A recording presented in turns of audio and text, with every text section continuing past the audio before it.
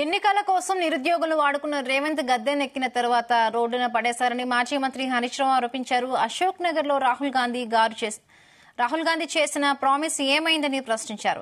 నిరుద్యోగుల చుట్టూ తిరిగిన రేవంత్ రెడ్డి సహా కాంగ్రెస్ నేతలు పదవులు వచ్చాయని, కానీ నిరుద్యోగులకు ఉద్యోగాలు రాలేదని హరీష్ రావు అన్నారు. నిరుద్యోగుల కోసం వారం రోజులుగా నిరాహార దీక్ష చేస్తున్న మోతీలాల్ నాయక్ ను గాంధీ హాస్పిటల్లో పరామర్శించారు. 7 రోజుల నుండి ఆమరణ నిరాహార దీక్ష చేస్తుంటే ప్రభుత్వానికి చీమ కుట్టినట్టు కూడా లేకపోవడం బాధాకరమన్నారు.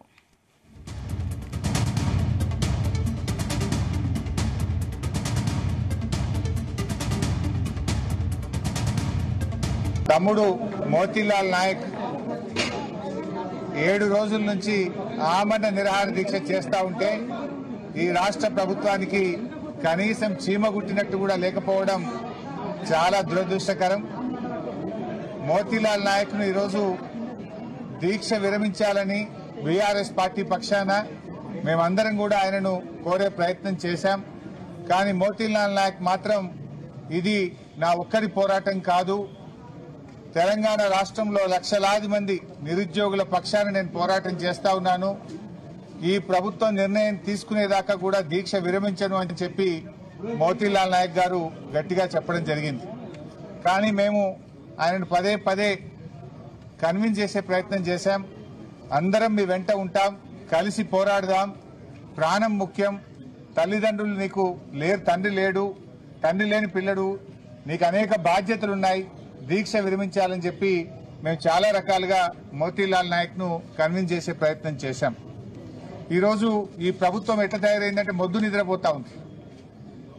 ఆ రోజేమో ఎన్నికల ముందు నిరుద్యోగుల మీద కపట ప్రేమ చూపించి నిరుద్యోగులను ఎన్నికల కోసం వాడుకొని ఎన్నికల ముందు హామీలు ఇచ్చి ఇప్పుడు ఎన్నికలై గద్దెనెక్కిన తర్వాత ఆ నిరుద్యోగుల గుండెల మీద దన్నుతా ఉంది రేవంత్ రెడ్డి ప్రభుత్వం.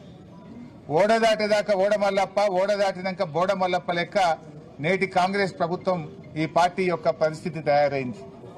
ఆనాడు నిరుద్యోగుల కోసం మరి ప్రొఫెసర్ కోదండరామ్ గారు గాని, అదేవిధంగా రియాజ్ గాని, బల్మూరి వెంకట్ గాని, మురళీ గారు గాని, రేవంత్ రెడ్డి గారు, బట్టి విక్రమార్క గారు వీళ్ళందరూ అశోక్ నగర్ లో కోచింగ్ సెంటర్ల చుట్టూ తిరిగారు, బస్సు యాత్రలు చేపించారు. రాహుల్ గాంధీ గారిని కూడా అశోక్ నగర్ కి తెచ్చి మాటలు ఇప్పించారు, ప్రామిస్ చేపించారు నిరుద్యోగులకు. మరి ఏమైపోయింది? ఇలా మీకు మాత్రం ఉద్యోగాలు వచ్చినాయి, నిరుద్యోగులకు ఉద్యోగాలు